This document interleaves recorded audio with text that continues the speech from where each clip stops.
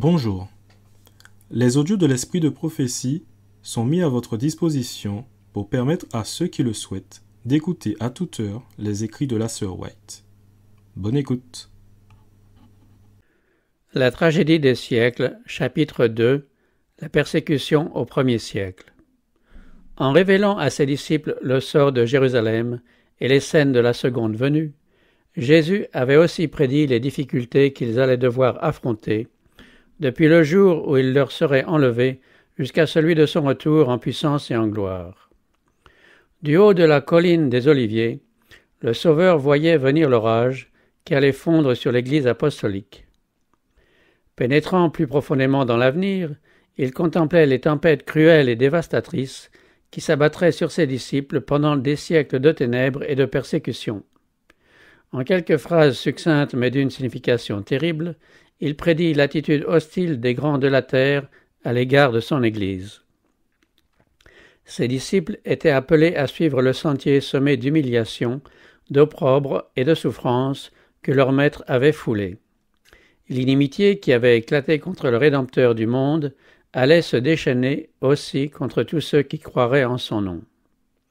L'histoire de la primitive Église témoigne de l'accomplissement des paroles du Sauveur et montre les puissances de la terre et de l'enfer liguées contre Jésus-Christ dans la personne de ses saints. Le paganisme, prévoyant que, si l'Évangile triomphait, ses temples et ses autels seraient renversés, se disposa à détruire le christianisme. Les feux de la persécution s'allumèrent. Les chrétiens, dépouillés de leurs biens et chassés de leur demeure, soutinrent un grand combat au milieu des souffrances. Ils furent appelés à endurer les moqueries et le fouet, les chaînes et la prison. Une multitude d'entre eux scellèrent leur témoignage de leur sang. Nobles et esclaves, riches et pauvres, savants et ignorants, furent égorgés sans miséricorde. Ces persécutions, dont l'ère s'ouvre sous Néron, vers le temps du martyre de saint Paul, se poursuivirent avec plus ou moins d'intensité pendant des siècles. Les chrétiens étaient rendus responsables des crimes les plus odieux et considérés comme étant la cause des grandes calamités, telles que les famines, les pestes et les tremblements de terre.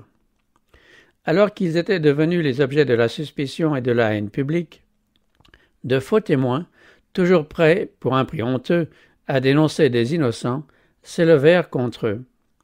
Les disciples du Christ étaient condamnés comme rebelles à l'Empire, comme ennemis de la religion, comme nuisibles à la société. Un grand nombre d'entre eux furent livrés aux bêtes féroces ou brûlés vifs dans les amphithéâtres.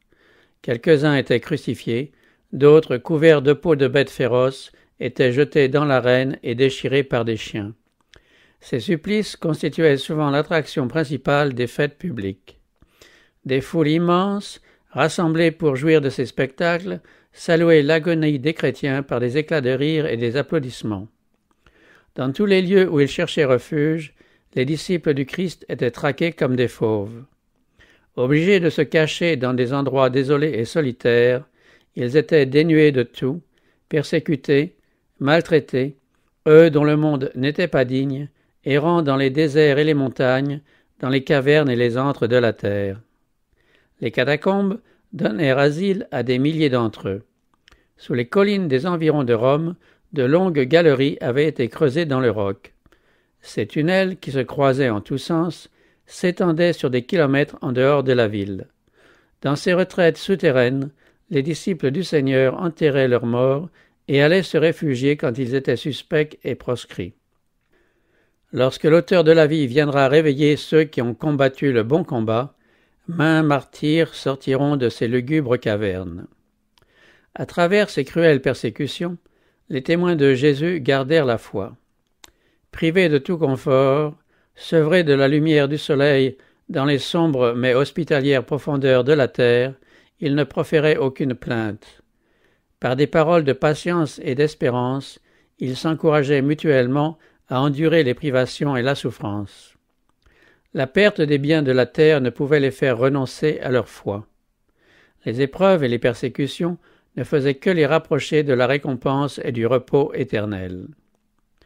Livrés aux tourments, comme autrefois les serviteurs de Dieu, ils n'acceptèrent point de délivrance afin d'obtenir une meilleure résurrection.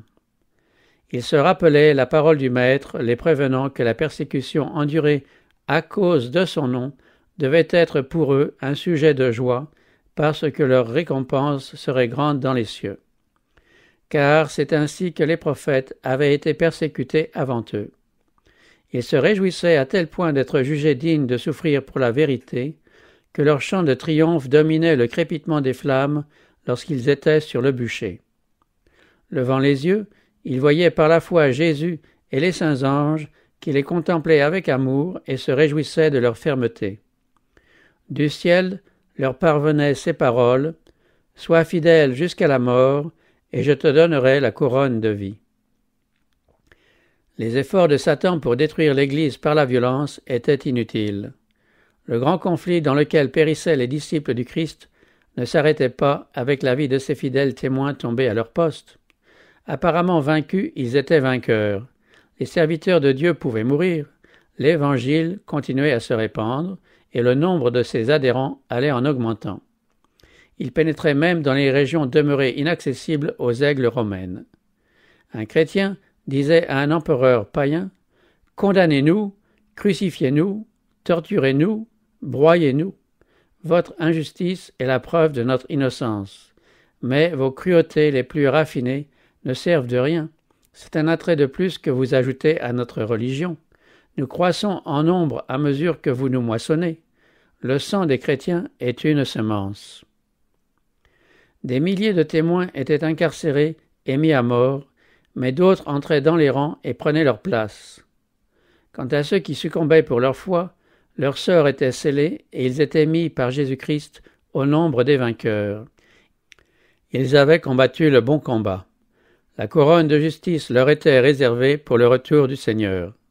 La souffrance rapprochait les disciples les uns des autres et de leur Sauveur. L'exemple de leur vie et le témoignage de leur mort plaidaient si bien en faveur de la vérité qu'au moment où l'on s'y attendait le moins, des sujets de Satan abandonnaient son service pour passer sous les étendards de Jésus-Christ. Pour mieux réussir dans sa guerre contre le gouvernement du ciel, Satan songea alors à une tactique nouvelle.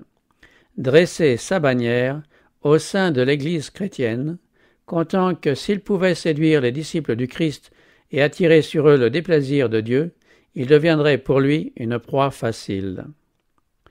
À partir de ce moment, le grand adversaire entreprit d'obtenir par la ruse ce qu'il n'avait pu s'assurer par la contrainte.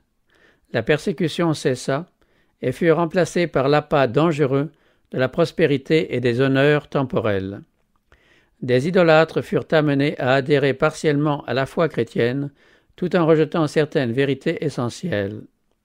Ils prétendaient accepter Jésus comme le Fils de Dieu et croire à sa mort et à sa résurrection, mais n'avaient pas conscience de leur état de péché ni de leur besoin de repentance.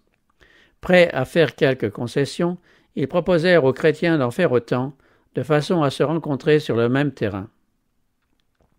L'Église courut alors un péril en regard duquel la prison, la torture, le feu et l'épée eussent été des bienfaits. Certains chrétiens demeurèrent inébranlables, déclarant que tout compromis leur était impossible. D'autres se montrèrent prêts à céder ou à modifier certains points de leur foi dans l'espoir d'amener ces nouveaux croyants à une conversion complète. Une heure d'angoisse avait sonné pour les fidèles disciples de Jésus-Christ. Sous le manteau du christianisme, Satan lui-même pénétrait dans l'Église pour la corrompre en détournant les esprits de la parole de vérité. La plupart des chrétiens consentirent finalement à sacrifier la pureté de leur foi. Un accord fut conclu entre le christianisme et le paganisme. Les idolâtres se donnèrent pour convertis et membres de l'Église, tout en demeurant attachés à leur divinité et en se bornant à remplacer les objets de leur culte par les images de Jésus, de Marie et des saints. Le levain de l'idolâtrie ainsi introduit dans l'Église y poursuivit son œuvre néfaste. De fausses doctrines, des rites superstitieux et des cérémonies païennes se glissèrent dans le credo et dans le culte chrétien. L'union des fidèles et des idolâtres corrompit le christianisme et l'Église perdit sa pureté et sa puissance. les disciples du Christ ont toujours été partagés en deux catégories. Ceux qui étudient avec soin la vie du Sauveur, s'efforçant de se corriger de leurs défauts et de se conformer au vrai modèle, et ceux qui ferment les yeux sur les vérités simples et claires qui dévoilent leurs erreurs. Aux jours les meilleurs, l'Église n'a pas été composée uniquement de membres sincères et intègres. Le Sauveur avait enseigné que les gens vivant sciemment dans le péché ne devaient pas être reçus dans l'Église. Néanmoins, il s'associa à des hommes imparfaits auxquels il donna l'occasion, grâce à son exemple et à ses enseignements, de voir leurs erreurs et de s'en corriger. En dépit de ses défauts, Judas fut accueilli au nombre des 12 apôtres. Jésus voulait lui révéler ce qui constitue le caractère chrétien, lui montrer ses erreurs et l'amener, avec le secours de la grâce divine, à purifier son âme en obéissant à la vérité. Mais au lieu de marcher dans la lumière qui brillait miséricordieusement sur son sentier, Judas se livrait au péché et s'exposait aux tentations de Satan. Ses défauts prirent de l'ascendant. Livrant son esprit à la puissance des ténèbres, s'irritant quand il était repris, il en vint à commettre le crime affreux de trahir son maître. C'est aussi de cette manière que, tout en professant la piété, plusieurs caressent quelques péchés et en viennent à haïr ceux qui troublent leur paix en dénonçant leurs fautes. Dès qu'ils en auront l'occasion, comme Judas, ils trahiront ceux qui ont osé les reprendre pour leur bien. Les apôtres rencontrèrent dans l'Église des personnes qui, tout en professant la piété, pratiquaient l'iniquité. Ananias et Saphira prétendaient tout sacrifier pour Dieu, alors qu'ils gardaient égoïstement pour eux une partie de leurs biens. L'Esprit de vérité révéla aux apôtres le caractère réel de ces faux chrétiens, et les jugements divins purifièrent l'Église d'une souillure. Cette preuve éclatante de la présence dans l'Église d'un esprit scrutateur et divin frappa de terreur les hypocrites. Ils se séparèrent des croyants dont la vie était conforme à celle de Jésus. Ceux qui étaient disposés à tout sacrifier pour la vérité voulurent être disciples du Christ. Ainsi, l'Église demeura relativement pure tant que dura la persécution. Mais lorsque les difficultés prirent fin, des convertis moins sincères et moins fervents s'introduisirent dans la communauté chrétienne et Satan put y prendre pied. Mais il n'y a pas d'accord possible entre le prince de la lumière et celui des ténèbres, et il ne saurait y en avoir entre leurs disciples. Quand les chrétiens consentirent à s'unir aux païens à moitié convertis, ils entrèrent dans une voie qui devait les entraîner de plus en plus loin de la vérité. Satan se réjouit d'être parvenu à séduire une aussi forte proportion des disciples de Jésus. Et, son ascendant sur leur esprit augmentant, il les incita à persécuter ceux qui demeuraient fidèles. Nul ne savait mieux combattre la vérité que ceux qui en avaient été précédemment les défenseurs. Aussi, ces chrétiens apostats, joignant leurs efforts à ceux des demi-païens, s'acharnèrent-ils contre les vérités chrétiennes essentielles. Ceux qui voulaient demeurer fidèles durent soutenir une lutte désespérée pour résister aux séductions et aux abominations qui, sous le déguisement de vêtements sacerdotaux, avaient pénétré dans l'Église. Les Saintes Écritures n'étant plus reconnues en tant que norme de la vérité, la doctrine de la liberté de conscience fut dénoncée comme une hérésie et ses défenseurs furent haïs et proscrits. Après un conflit long et opiniâtre, les quelques chrétiens restés fidèles décidèrent de rompre avec l'Église apostate et idolâtre. Se rendant compte que s'ils voulaient se soumettre à la volonté de Dieu, la séparation devenait une nécessité, ils n'osèrent pas tolérer plus longtemps des erreurs qui eussent été fatales à leur âme et eussent mis en danger la foi de leurs descendants. Par amour pour la paix et l'union, ils étaient disposés à faire toutes les concessions compatibles avec leur fidélité envers Dieu. Mais ils estimaient que la paix elle-même serait trop onéreuse s'ils devaient l'acheter au prix de leurs principes. Si l'unité devait être obtenue au détriment de la vérité et de la justice, ils préféraient la dissidence et même la guerre. Il faudrait, pour le plus grand bien de l'Église et du monde, ressusciter dans le cœur du peuple de Dieu les principes qui animaient ces âmes intrépides. On constate aujourd'hui une indifférence alarmante au sujet de doctrines qui sont les piliers de la foi chrétienne. Il n'est pas rare d'entendre dire qu'en définitive, ces doctrines n'ont pas une importance capitale. Cette manière de voir a encouragé les agents de Satan au point que les fausses théories et les séductions fatales du passé, répudiées au péril de leur vie par les fidèles, sont maintenant reçues favorablement par des milliers de gens qui se réclament du titre de disciples de Jésus-Christ. Les premiers chrétiens étaient réellement un peuple particulier. Leur conduite irréprochable et leur foi inébranlable constituaient une censure continuelle qui troublait la paix des pécheurs. Bien que peu nombreux, sans fortune, sans position officielle et sans titre honorifique, ils étaient la terreur des transgresseurs partout où leur caractère et leur foi étaient connus. Aussi étaient-ils, comme Abel pour Caïn, un objet de haine. Le même esprit qui poussa Caïn à tuer son frère animait ceux qui, secouant le joug du Saint-Esprit, mettaient à mort le peuple de Dieu. C'est ce même esprit qui poussa les Juifs à rejeter le Sauveur et à le crucifier. La pureté et la sainteté du caractère du Christ révélaient leur égoïsme et leur corruption morale. Depuis cette époque jusqu'à maintenant, les fidèles disciples ont toujours provoqué l'hostilité et l'opposition de ceux qui aiment et suivent la voie du péché. Comment donc l'Évangile peut-il être qualifié de message de paix? Quand Ésaïe prédit la naissance du Messie, il lui donna le titre de « Prince de la paix ». Quand les anges annoncèrent aux bergers la naissance de Jésus, ils chantèrent au-dessus des plaines de Bethléem « Gloire à Dieu dans les lieux très hauts et paix sur la terre parmi les hommes qui l'agréent ». Il y a contradiction apparente entre ces déclarations et la parole de Christ « Je ne suis pas venu apporter la paix, mais l'épée ». Mais bien comprises, les deux déclarations concordent parfaitement. L'Évangile est un message de paix. S'il était reçu et suivi, la paix, l'harmonie et le bonheur existeraient sur toute la terre. La religion du Christ unit dans une intime fraternité tous ceux qui l'acceptent. Sa mission était de réconcilier les hommes avec Dieu et par conséquent les uns avec les autres. Mais la majeure partie de l'humanité est sous l'empire de Satan, le pire ennemi de Jésus.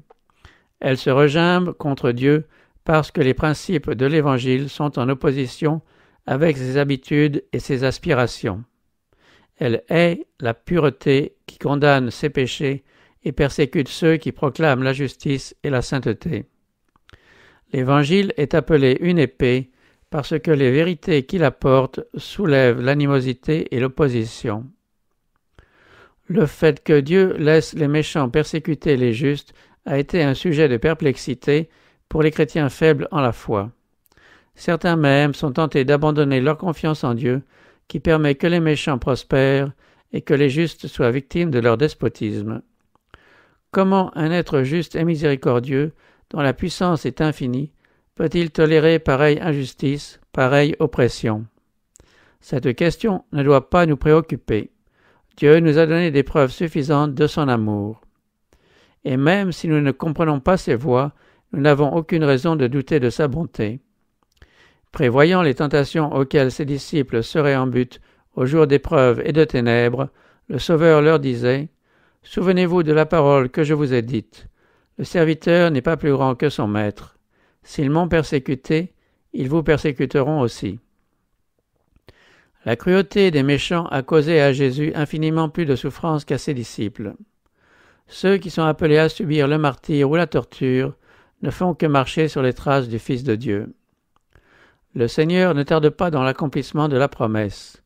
Il n'oublie ni ne néglige ses enfants, mais il permet aux méchants de se démasquer, afin qu'aucun de ceux qui désirent faire sa volonté ne se méprenne à leur sujet. D'autre part, si les justes passent par la fournaise de l'affliction, c'est pour s'y purifier. C'est pour que leur exemple convainque le monde de la réalité de la foi et de la piété, et pour que leur conduite édifiante condamne les impies et les incrédules. Dieu permet aux méchants de prospérer et de manifester leur inimitié contre lui, afin que chacun reconnaisse, quand ils auront comblé la mesure de leur iniquité, que leur destruction est un acte de justice et de miséricorde. Le jour approche où tous ceux qui ont transgressé sa loi et opprimé son peuple recevront le salaire de leurs œuvres, où toute cruauté, toute injustice dont les enfants de Dieu auront souffert sera châtiée, comme si elle avait été faite à Jésus-Christ en personne. Mais une autre question plus importante encore devrait retenir aujourd'hui l'attention des églises. L'apôtre Paul déclare que tous ceux qui veulent vivre pieusement en Jésus-Christ seront persécutés. Or, la persécution semble sommeiller. Pourquoi? La seule raison qui puisse être donnée, c'est que l'Église, ayant accepté les maximes du monde, ne provoque plus d'opposition. La religion qui prévaut de nos jours n'est pas caractérisée par la pureté et la sainteté qui distinguaient les chrétiens au temps du Christ et des apôtres. C'est grâce à ces compromis avec le péché, à l'indifférence à l'égard des grandes vérités de la parole de Dieu et à l'absence de piété réelle que le christianisme est apparemment si populaire dans le monde. Que l'Église rentre en possession de la foi et de la puissance des jours apostoliques, alors on verra l'esprit de persécution renaître et les bûchers se rallumer.